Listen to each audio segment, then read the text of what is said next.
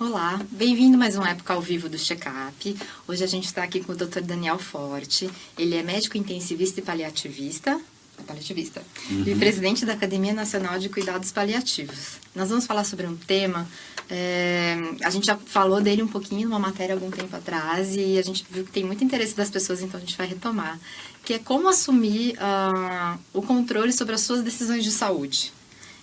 Então, existe uma maneira de fazer isso através de um documento que chama Testamento Vital. E hoje a gente vai conversar um pouquinho com o Dr. Daniel sobre o que é esse Testamento Vital, quem pode fazer, para que ele serve e por que é importante a gente assumir as decisões sobre a nossa saúde, né? E o que a gente precisa para fazer isso também. Acho que pensar um pouco quais são os nossos valores, né? É meio que uma decisão de vida mesmo, né? Então, Dr. Daniel, tem que apresentar a Dani, que é... Sou a Daniela Simões. que faz parte da equipe do Check-up. Eu sou a Marcela Buscata. E, bom, doutor Daniel, vamos falar um pouquinho, então, sobre o que é o Testamento Vital? Bom, Testamento Vital é um nome que, ele, às vezes, causa um pouco de confusão, porque é um nome que, fora do Brasil, ele tem um significado que é um pouco diferente do que a gente tem aqui hoje. O que a gente tem hoje aqui, talvez uma coisa mais regulamentada, é um negócio chamado Diretiva Antecipada de Vontade. Podemos resumir uma sigla DAV.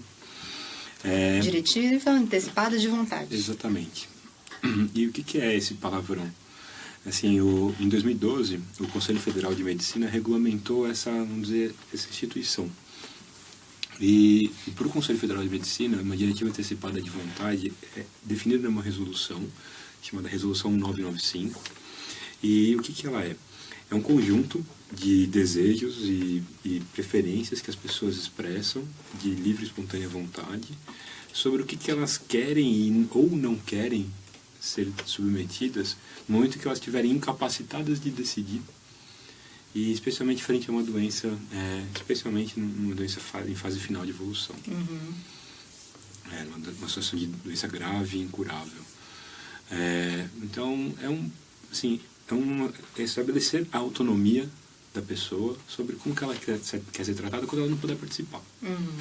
Quer dizer, se você está numa situação que você não pode expressar consentimento ou suas vontades, você tem como deixar um documento em que os médicos, o hospital ou seus parentes podem se guiar. Exatamente. Para saber quais seriam suas vontades. Quem tiver dúvidas sobre esse assunto pode mandar, o Dr. Daniel, né, vai responder aqui ao vivo.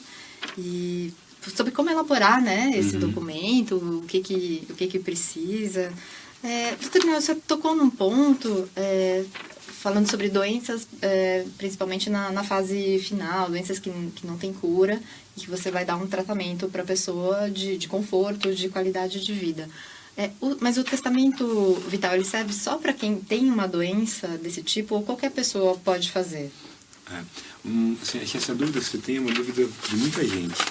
Porque o que se entende é que, assim, quando a pessoa tem capacidade de tomar decisão, ela está lúcida, capaz, ela pode conversar com o médico e eles juntos decidirem qual é o melhor ou o pior tratamento. O que se entende é que na hora que a pessoa perde a consciência, ela está muito vulnerável. E as pessoas têm valores muito diferentes frente à vida. Então, como que a gente pode respeitar o valor de alguém que não pode se manifestar? Né? Então, a diretiva antecipada é uma coisa que a gente faz antecipado, ou seja, muito antes da situação acontecer. Talvez ela nem chegue a acontecer, mas para prevenir para esta eventualidade que pode acontecer no futuro com qualquer um de nós. Né? Então, a pessoa pode estar em qualquer situação de vida, completamente rígida, saudável. Eu, por exemplo, tenho a minha. E não depende não depende da idade, quer dizer, depende no sentido jurídico da coisa, porque precisa ser uma pessoa competente no sentido jurídico, ela precisa ter idade para poder exercer sua capacidade civil. É mais de 18 anos no Brasil? Tem que ter, então, mais de 18 anos. Sim, no Brasil. E aí, assim, a pessoa escreve. Uma coisa que eu vejo que traz muita confusão é porque, assim, primeiro, não é festa da uva, não é assim, tipo, vamos fazer o que... Não.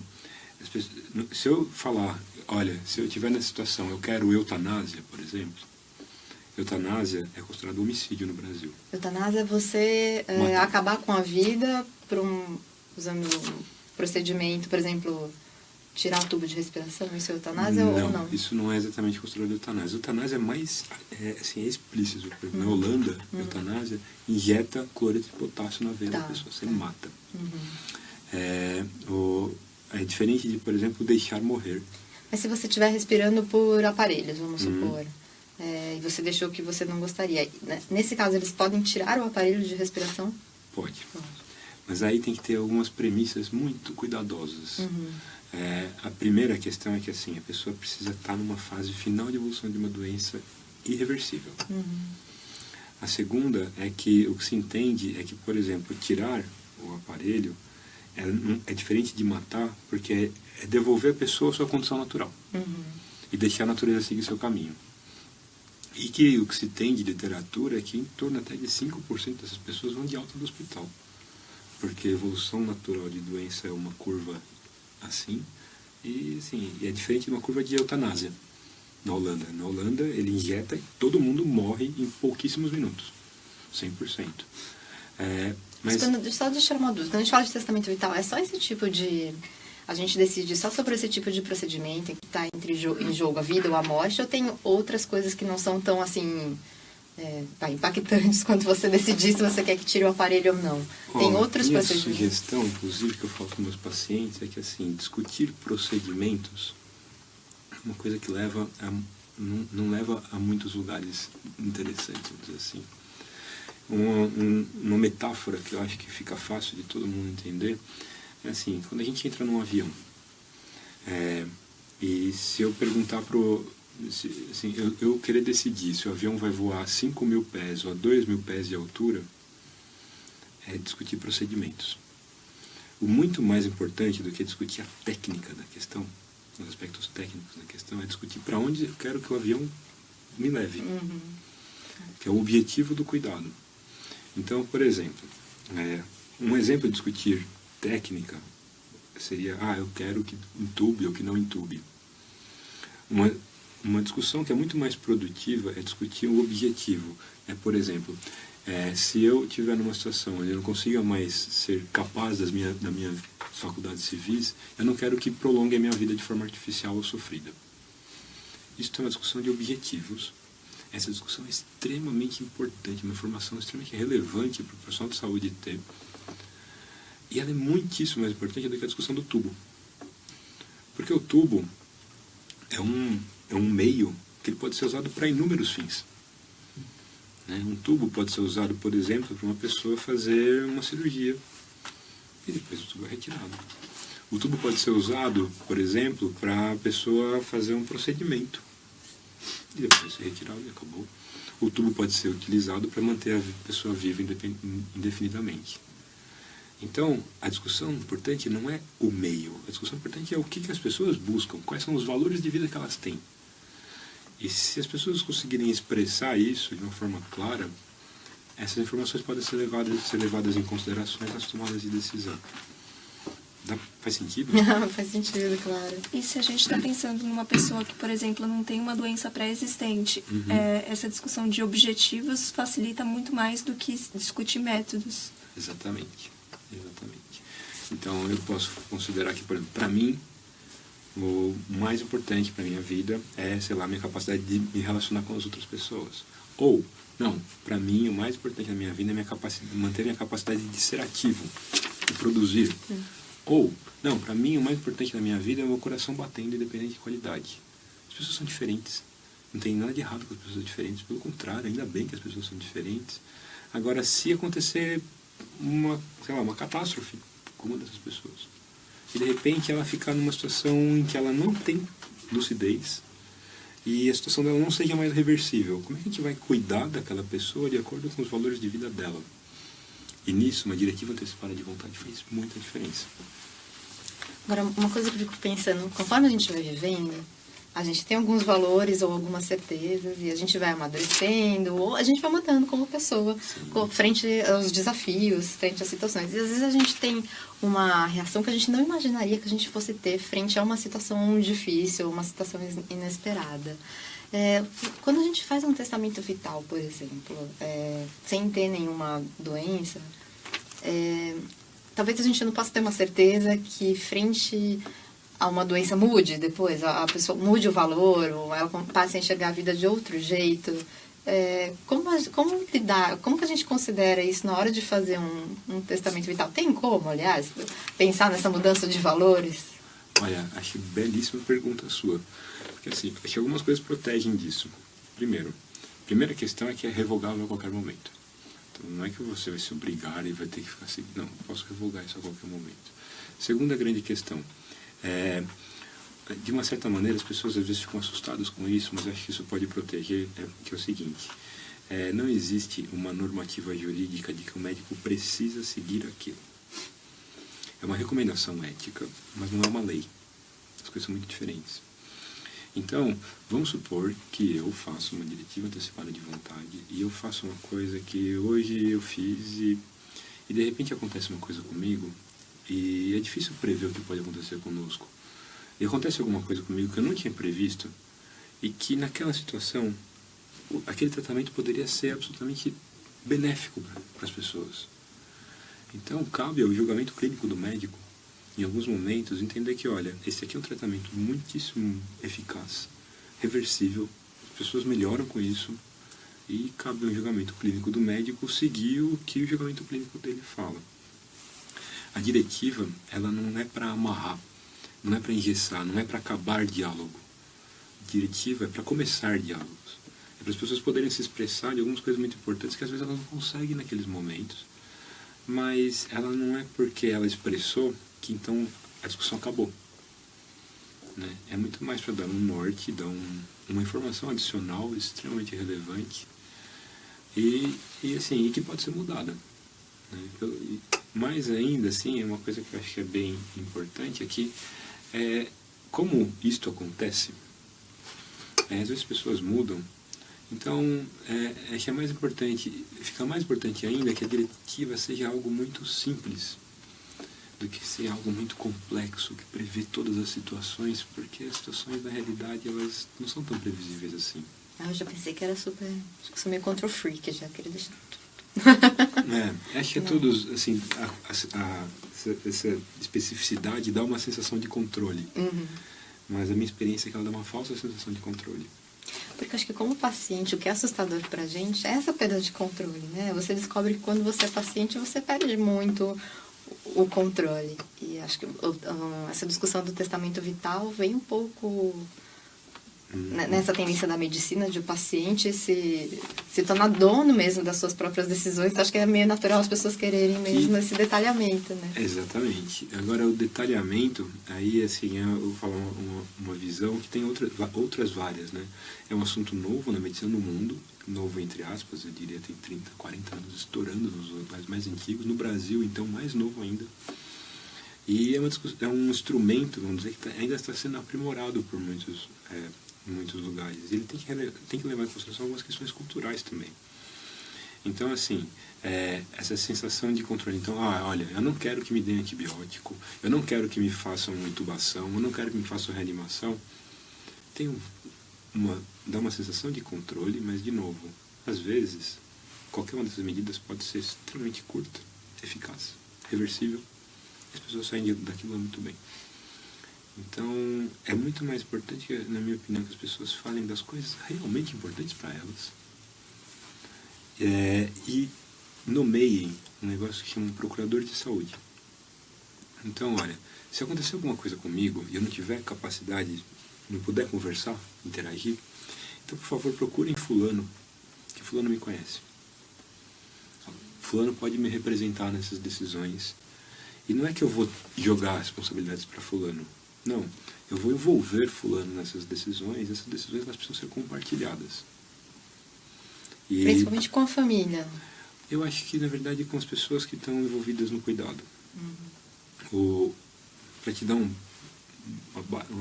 breve panorama dessa história, durante 2.400 anos, a história da medicina, a decisão era do médico.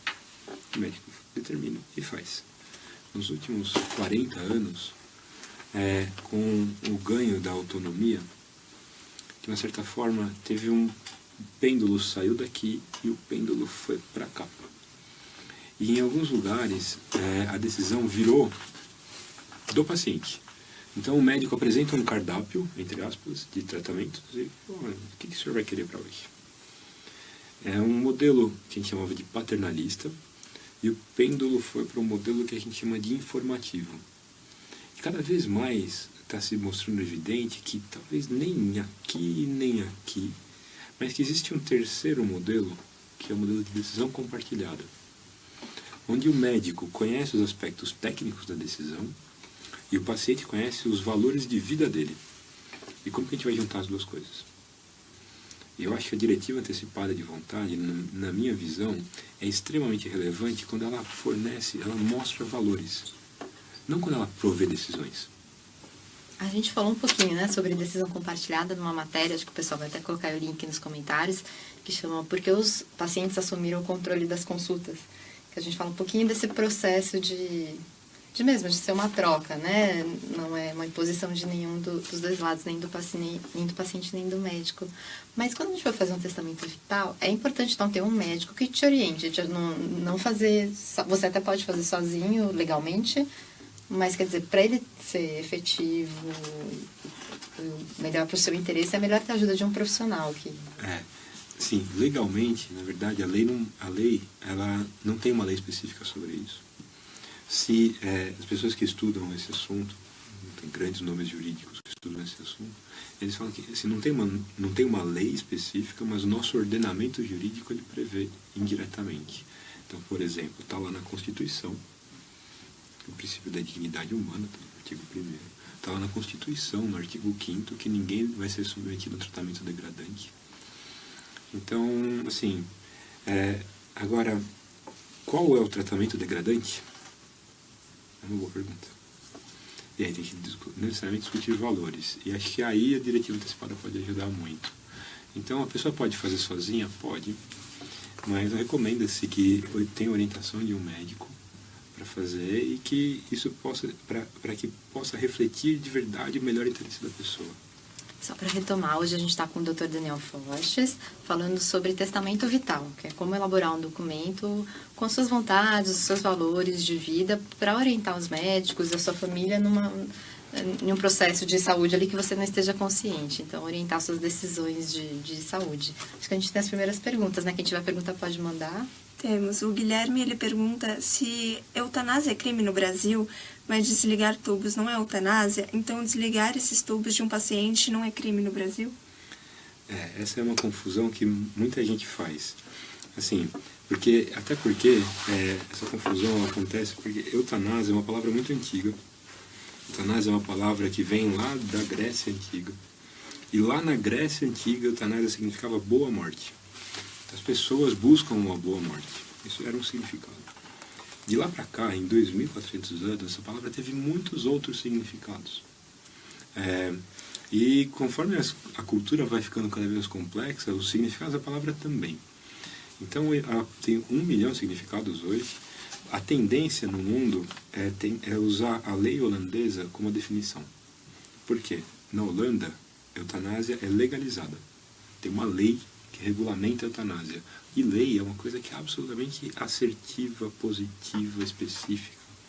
A lei holandesa, ela fala assim, eutanásia é um ato médico na Holanda, de que, a pedido de um paciente que tenha livre e esclarecidamente o conhecimento da causa, a sua escolha livre e esclarecida, ele pede para que matem e para evitar o sofrimento de uma doença terminal, em fase terminal.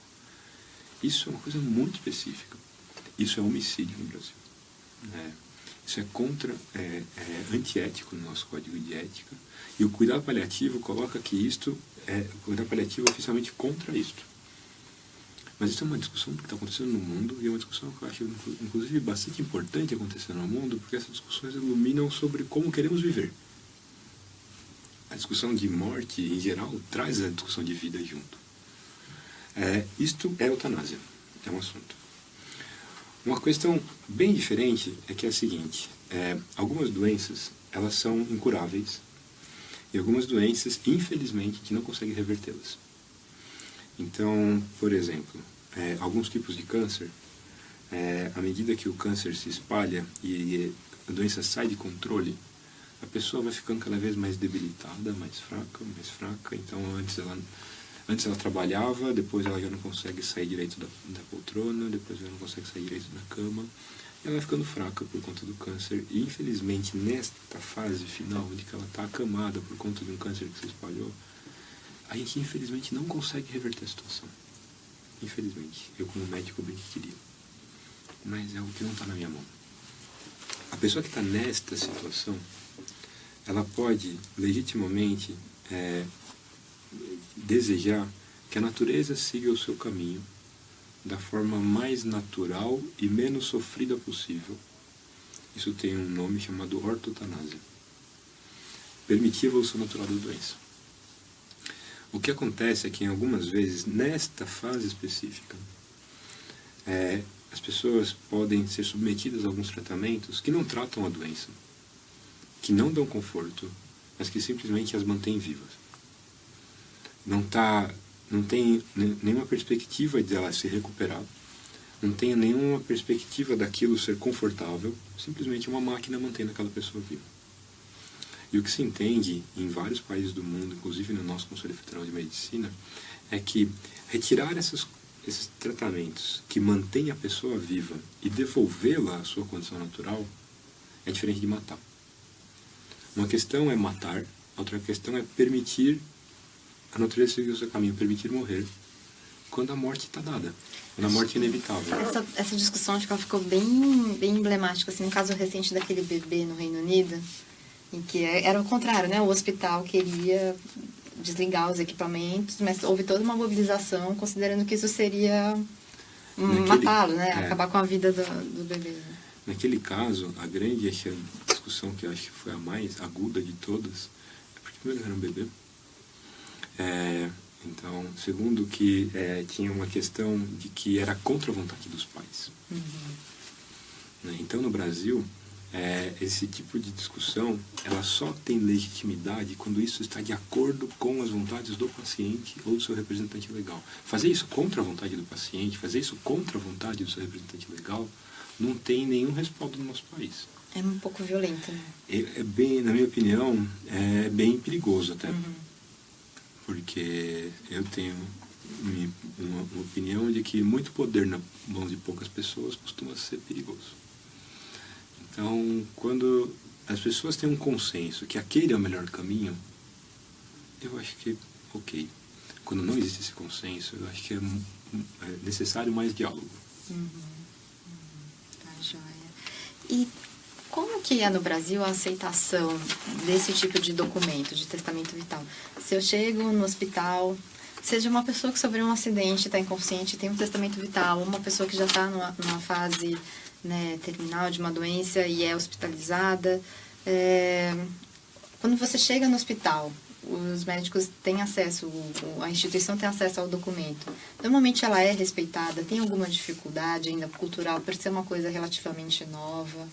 Eu quero dizer, quanto efetivo hoje é um testamento vital no Brasil? Eu acho que ninguém deve ter essa resposta. Eu tenho, pelo menos quantitativamente falando, eu tenho uma impressão que ainda é inicial. Ainda é inicial porque, primeiro, por exemplo, existem algumas questões técnicas envolvidas. Porque quando a gente fala, olha, se eu estiver numa situação irreversível e terminal, eu quero que, por favor, deixe a natureza seguir o caminho. Tirem os meus sintomas e me deixem morrer em paz. Tem um pré-requisito técnico para isso, que é tirem os meus sintomas. Eu estou para conhecer alguém que acharia ok, então tá bom, eu vou ficar morrendo agônico com falta de ar. Acho que ninguém deseja isso para si mesmo. Para tirar falta de ar, precisa de conhecimento técnico dos médicos. Então, como que a gente medica para tirar sintomas e não necessariamente para tratar a doença? Ou quando a doença não tem mais tratamento, quando a gente pode continuar tratando sintomas? Isso chama cuidado paliativo. Isso não é uma fase da vida. Isso é uma abordagem, é uma competência. E acho que isso está muito inicial no Brasil ainda. Isso tem documentado, quem documentou isso foi a Organização Mundial de Saúde. e a gente ainda está engatinhando.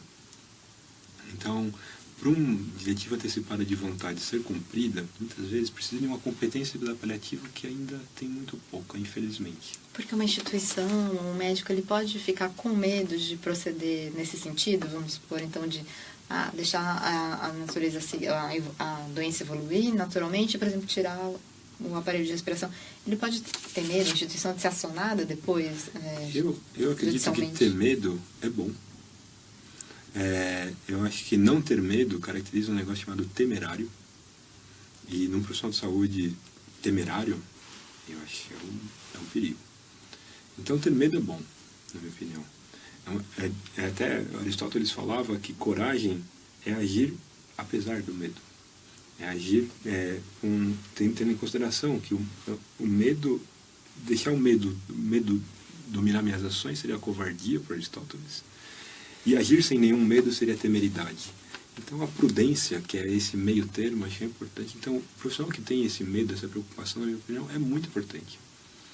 E se por acaso ele não tem essa capacitação, se por acaso ele não tem essa certeza, se por acaso não está muito claro, então que bom que ele tem essa preocupação, que a gente pode procurar mais informações antes de tomar ação. Isso tem que ser uma coisa com clareza para as pessoas, com muita transparência, com muito diálogo e que tem que ser um consenso. Se não tem consenso, então vamos manter a vida e vamos continuar discutindo. Dani, você tem mais coisa? Tenho. Inclusive, uma liga diretamente com o que o senhor estava falando, que é da Mary Grossman. O testamento vital está ligado, então, diretamente com os cuidados paliativos. Sim e não. Porque o cuidado paliativo, as pessoas entendem muitas vezes como se fosse um sinônimo de uma fase da vida. Então, a pessoa, sei lá, está em cuidado paliativo. Esse é um conceito que ele é literalmente do século passado. O conceito da Organização Mundial de Saúde de cuidado paliativo, o conceito de 2002, coloca que cuidado paliativo é uma abordagem. É uma abordagem para cuidar de sofrimento. Resumindo, uma competência que o profissional de saúde desenvolve para cuidar de sofrimento. Então, sim, o testamento vital está diretamente ligado com o cuidado ao sofrimento, está. Agora, não necessariamente ele está ligado com que a pessoa queira que o sofrimento seja, cuidado ao sofrimento seja a sua prioridade do cuidado. Falando de uma outra maneira, é que assim, as pessoas podem, não tem nada de ilegítimo de falar, olha, para a minha vida, o que eu quero é ser mantido vivo a qualquer custo. É legítimo, isso seria um testamento vital. Ou, olha, na minha vida o que é importante é, sei lá, uma vida de relação, uma vida de atividade, e se eu não tiver essa capacidade, por favor, me deixem morrer da forma mais natural e menos sofrida possível. Então, assim, de uma maneira, está ligado ao cuidado do sofrimento, mas o testamento vital ele não determina que seja assim ou assado. Deu para entender o que eu falei? Yeah.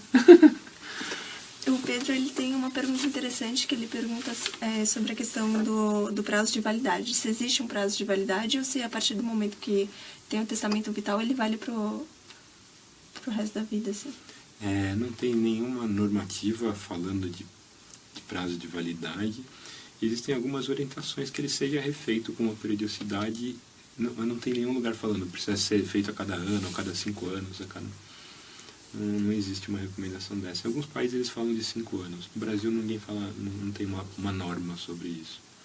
Pessoalmente, o que eu gosto de orientar meus pacientes é que se refaça toda vez que você passa por uma grande experiência de vida. Então, por exemplo, eu refiz o meu depois que nasceram meus filhos. É isso que eu ia falar, acho que quando nasce filho muda muito, né? Eu refiz o meu depois que nasceram meus filhos e, assim, a minha experiência pessoal, mas cada um tem que ter a sua, né? Na minha, eu reiterei a minha vontade previamente expressa. Mas até porque uma experiência forte como essa, as pessoas podem mudar de opinião e não tem nada de errado. A ideia do testamento vital não é coagir ninguém. É muito pelo contrário, é que as pessoas possam se expressar. Qual que é a importância de envolver a família? Porque, por exemplo, pode acontecer de você chega no hospital e com o testamento vital e a família fala, olha, tem esse testamento vital que ele fez, mas a gente não concorda, a gente não quer. acho que nenhuma equipe médica passaria por cima da família. Então, assim, qual que é a importância também de você conversar com a família? Como que se faz isso? Depois do almoço de domingo, você fala, como é que faz? Porque tem muito tabu no Brasil pra gente falar, né, sobre isso. Se a gente levanta esse assunto numa circunstância normal, o que está acontecendo? Né? E olha, sabe qual um dos melhores jeitos para quebrar tabu? É conversar sobre ele. Né? Então, no almoço de domingo pode ser um bom momento. As pessoas vão achar estranho, mas talvez seja um dos grandes momentos para conversar disso. E o que se tem na literatura é que, muitas vezes, um dos maiores beneficiados, baseado em evidências de diretivas antecipadas de vontade, é a família. Então, porque o que acontece? Quando as pessoas não conversam sobre esse assunto, e de repente acontece uma tragédia, de repente a pessoa, descobriu uma tragédia, a pessoa está lá inconsciente e ninguém sabe exatamente, a situação é irreversível. A decisão vão ter que ser colegiadas entre as pessoas que estão ali, o profissional de saúde e a família. Se as pessoas não se expressaram, ter que decidir pelos valores do outro é mais difícil. Se por acaso as pessoas se expressaram, a gente conseguir agir respeitando os valores do outro, dá sentido para aquilo tudo. A gente consegue elaborar nosso luto melhor. Além de, evidentemente, honrar os valores de vida daquela pessoa. Então, é importantíssimo que as pessoas conversem sobre suas diretivas antecipadas de vontade com a sua família.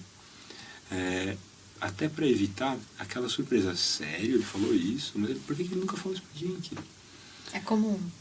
Olha, eu acho que, pelo menos o que eu tento orientar meus pacientes vai conversar com o seu familiar, vai conversar com seus filhos, vai conversar com sua esposa. Eles precisam saber, elas não precisam concordar, mas elas precisam saber. Porque senão fica com uma sensação, às vezes, até de conluio, uma sensação de traição. Poxa, por que ele falou isso pro médico e não falou isso pra mim, que sou filho seu? Então, é obrigatório? Não tem essa obrigação na resolução do CFM, mas eu acho que é absolutamente recomendável. Aumenta a efetividade também, né? De que você tinha E faz que às vezes as pessoas, eu já tive caso até de pessoa voltar e modificar. Uhum. Porque nas vezes que eu faço, primeiro, não se recomenda que faça de uma vez. Vamos sentar aqui e eu faço a sua. Não. Recomenda que isso seja um processo. Então, o médico pode provocar o paciente com algumas perguntas, o paciente pensa, aí a gente vai elaborando, e aí a gente pode chegar no modelo preliminar, e aí a gente pode entregar o modelo preliminar para o paciente e falar, olha, isso aqui é preliminar, não tem valor, tá? Vai conversar com o seu travesseiro, vai conversar com as pessoas que são importantes para você, e daqui, eu sei, 15 dias a gente conversa de novo. E já tive mais de um caso que o paciente volta e fala, olha, sabe, eu conversar com meu filho, ele me lembrou de um negócio e eu queria acrescentar isso aqui. Então, é rico, não só no sentido de das pessoas saberem as nossas vontades, mas porque o diálogo ilumina o que nós mesmos somos. Né? A gente conversa com o outro, eu consigo me entender melhor às vezes, consigo entender o outro melhor. Então, esse diálogo, ele é muito mais importante do que o documento. Tem que elaborar racionalmente uma coisa que às vezes não está recortada, né, nem para você. Exatamente. A gente vê muito esse embate assim, de vontades, a falta de diálogo também na questão de doação de órgãos, né? Que a pessoa às vezes até tinha sido declarado, mas a família no momento ali, geralmente, né, às vezes é um acidente, uma coisa, ela não permite, né? Quer dizer, que falta uma conversa mesmo de... E é uma situação muito triste. Infelizmente, eu já participei dessas situações com alguma frequência, como médico de UTI. É literalmente uma tragédia. Agora, em alguns cenários, principalmente quando as pessoas conseguiram conversar, a gente consegue transformar uma tragédia em algo que dá sentido. Não tem como tirar a dor. Não tem como tirar a dor de um negócio desses. Mas você consegue transformar a dor em algo que mova. Mas é muito difícil fazer isso se não teve diálogo prévio. Tá, já. E precisa registrar em cartório? Então, assim, além de ter essa conversa, até alguma outra atitude legal, ação legal que tem que ser tomada para ter validade? A norma que a gente tem, a norma que a gente tem é uma norma de um Conselho Federal de Medicina. E o Conselho Federal ele fala que basta o registro no prontuário. Não bastaria o registro no prontuário. Agora, diversas referências jurídicas que já participaram dessa conversa reiteram que se a gente registrar em cartório, você ganha mais legitimidade. É obrigatório? Não, não é. Mas ele ganha legitimidade porque... E aí o registro é feito no cartório notorial. E ele ganha legitimidade porque você tem um registro de alguém que mostrou que, olha, não, quando você fez, você estava lúcida, você estava capaz, você não estava coagida. Entendi, dá mais segurança para a instituição. E você falou um pouquinho sobre isso, quer dizer, se um médico não cumprir ali uma determinação, um testamento vital, não há uma punição para ele, porque você entende que ele julgou que aquele não seria o caso, que não havia certeza do desfecho, ele não é punido em nenhum sentido no Brasil por não respeitar. Ele pode ser processado do ponto de vista ético, do ponto de vista jurídico, ele pode ser processado por qualquer coisa, na verdade. O que provavelmente vai acontecer é que essa pessoa vai ter que argumentar por quê. E dependendo do motivo, ele pode ser processado ou não. Né? É por isso que o julgamento clínico do médico vai ser essencial. O médico fala, olha, eu vi um negócio ali que eu estava achando que era completamente reversível, que era transitório e que eu tenho certeza que ia fazer bem para aquele paciente. Até porque não existe uma lei que regulamenta esse negócio. Acho que seria muito difícil alguém punir esse médico.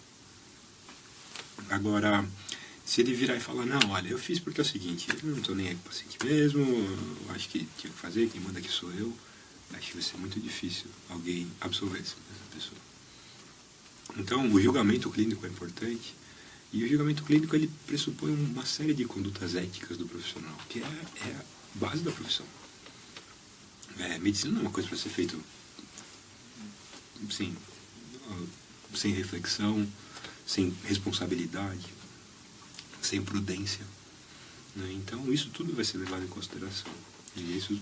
Claro, além do julgamento clínico, da competência técnica, eu acho que se essa decisão também é tomada de uma maneira comunicada para a família, de uma maneira clara, né, respeitosa, também aumenta muito a chance de a família não sentir que foi desrespeitado, que o paciente foi maltratado, né? Exatamente. Os médicos no Brasil, eles já saem da faculdade preparados para esse tipo de coisa. Um intensivista sai da residência com preparo. A gente está dando a devida atenção nessa parte de relacionamento mesmo?